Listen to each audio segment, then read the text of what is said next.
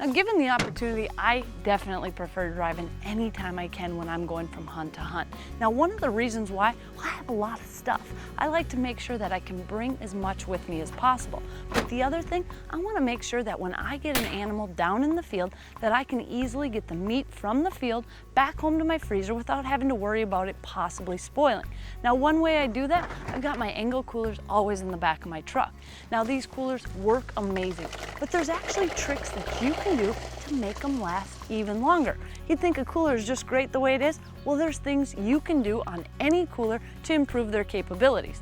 Now, first, if you think about it, if you have a warm cooler and you throw your ice in, of course it's going to start melting right away. So what I like to do is actually pre-chill that cooler.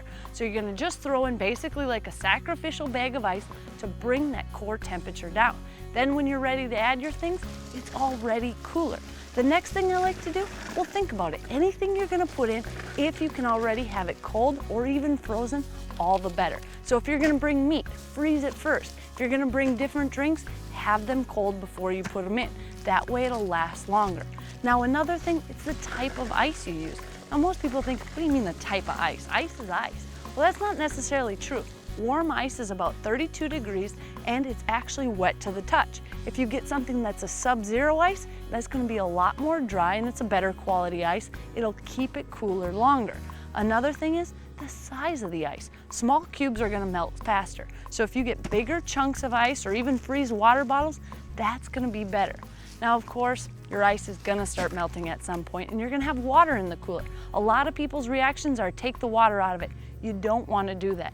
Keep that water in there because it's already cold. It's going to keep it going and it'll actually help keep everything colder longer.